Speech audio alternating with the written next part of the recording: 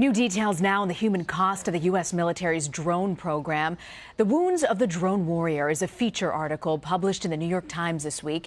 It explores the journey of a former counterterrorism officer named Christopher Aaron. Eyal Press wrote that piece, and he joins me now. Eyal, I want to ask you a little bit about this. You write about the story of Christopher Aaron. Tell me a little bit more about him. Well, Christopher was an imagery and intelligence analyst in the drone program. As I write in the story, he joined for very idealistic reasons. He really wanted to contribute to defeating al-Qaeda after 9/11, and he served in the drone program for a couple of years. And afterwards, he started feeling strange effects. The first effects were a sort of physical, flu symptoms, digestive problems, a kind of physical breakdown. He's a very sort of robust, muscular guy, and he suddenly felt really weak. And then he started experiencing psychological problems, and the article is really both about the journey he took and sort of trying to understand what these psychic wounds were, and more broadly what the psychic wounds of people in the drone program are, which is not something we hear about very much. I mean, on the surface, when you think of it at first, is it better to be in a drone program or to be boots on the ground who are making life decisions on whether to kill someone on the ground and pull the trigger? How do you explain sort of this disconnect? We think technology is good and it's going to help us, but you're bringing us a very different picture from the military. Well, I mean, I don't think anyone would say it's would discount how difficult and risky being on the ground is, and none of the drone operators I spoke to, including Christopher, would make that comparison. On the other hand, there's a perception that being a drone operator is like playing a video game, yes, that it's carefree, it's impersonal, it's just pressing a button, and everything we're learning about the program and the people in it suggests that that's not true. The U.S. Air Force studies I cite in the piece, for example, that 3/4 of all drone intelligence analysts in kill chain operations experience disruptive negative emotions after strikes, that they witness graphic violence more often than special forces on the ground. And you can sort of imagine why. They're doing this day after day, shift after shift. But what is the cumulative toll that that takes on a person, especially when they're making life and death decisions? What is it that they say really troubles them the most? Is there one thing, one angle? Well, in the piece, I suggest that we can't really understand the wounds of drone operators in the sort of classical sense of PTSD. Yeah. PTSD is associated with brain injuries, with exposure to what they call life-threat events. Drone operators don't experience those events. What they experience are a sense of moral confusion and inner conflict. And I talk about the concept of moral injury, that if you watch or do something that goes against your core values, that can leave a very lasting emotional residue and a wound that can often be lifelong. And that's really what the piece is about. Is there hope for these people? Have they been able to reconcile that divide that they have? I think the most important hope they have actually is whether as a society we're willing to go beyond just the cliche of saying we support people in the military and actually hear what they're going through and hear what we as a society are asking the people who fight in our name to do. If we believe remote combat and technology is the answer, we should have an honest picture and an honest conversation about the toll that takes, not only on people in foreign countries who live under drones, but also on the people who are behind the screens. We know this concept of remote combat is only increasing. Have these sort of case scenarios also increased? Well, I think the research is preliminary. There's so much secrecy around the drone program that it's very rare for someone to come forward and be able to tell their story. And indeed, the story I tell has no classified information in it. You will not hear or read much about specific missions because so much is classified. But what you can get a picture of, both through the Air Force studies and through some of the accounts that I and others have told, is just the emotional and moral weight that this can have. Where do you see this headed next? I think it is the future of warfare. I think that, I spoke to people in the course of my reporting who think that conventional pilots are going to become obsolete. Whether or not that's true, I guess, remains to be seen. But certainly, as a society, what that raises for us is the question of how disengaged and disconnected we all become from war making. And that can be very dangerous because it can lead to never-ending war. It was just such a fascinating story that you brought to us. We're grateful you could join us. And also a look at technology and how we still need to continue supporting these troops, even as we make these advancements. Thank you very much for having me. Yeah, grateful you could join us.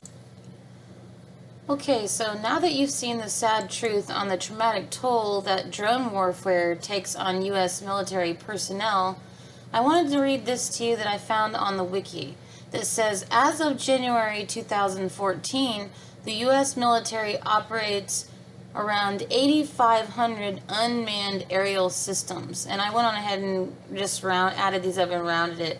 But there's ravens, wasps, pumas, hawks, eagles, predators, reapers, shadows, all kinds of names for them, but they total about 8,500. The military role of unmanned aircraft systems is growing at unprecedented rates.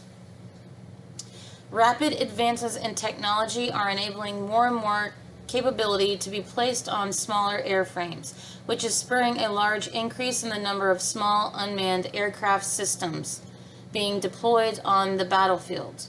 The use of unmanned aerial systems in combat is so new that no formal DoD-wide reporting procedures have been established to track unmanned aerial systems' flight hours.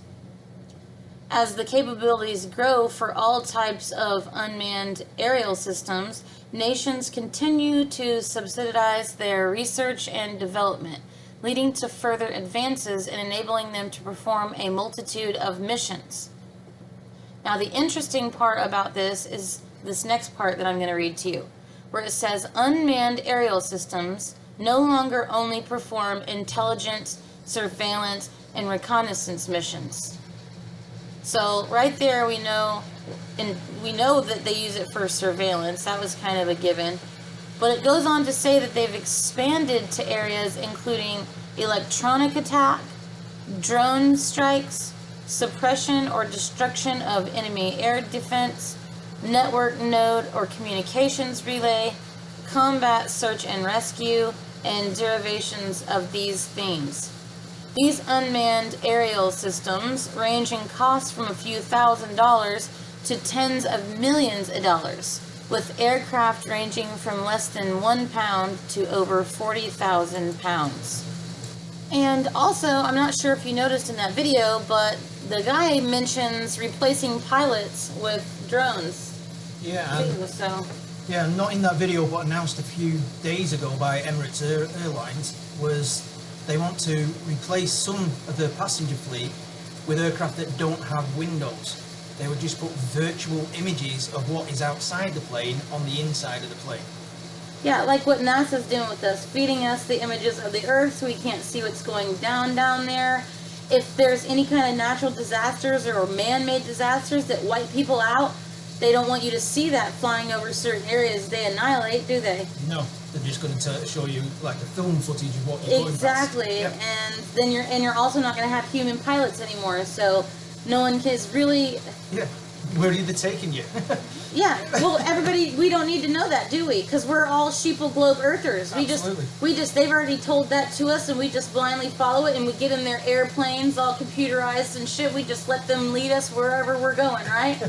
We don't ask questions or nothing. Yeah, what a See, joke. and that's the point of why I'm doing this video, is because I wanted people to see how much is actually getting taken away from us. And like our video where people think it's the rise of intelligence, it's not. It is the dumbing down of humanity. Absolutely. We're losing all of this stuff. We can't tell anything for ourselves. Yep, we're being boxed up and we made androids out of, basically. And like I said, we all blindly trust authority. Yep.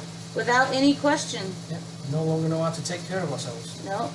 And we're not even going to be able to look at a real Earth when we're looking through a plane window. No. I've never flown, so I don't worry about it, because it's flat. When I say I'm a flat earther, I really mean it. I like solid ground. Even at 36,000 feet, you cannot see the curve. Yeah. No. It's flat. So hey, I think it's all just more of the cover-up, because more people are being able to communicate. Like they said, they can use these drones to cut out communication, to destroy electronics too. Yeah. And with all of us, sorry for the background noise, but for all of us, trying to communicate, and flat Earth getting out there and people waking up to the fact that we're not on a spinning globe anymore, well, what's a good way you can stop that?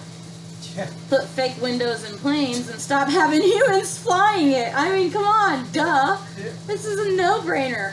Like, what would be the next move for someone that doesn't want you to figure out they're lying to you about what you live on? Yeah.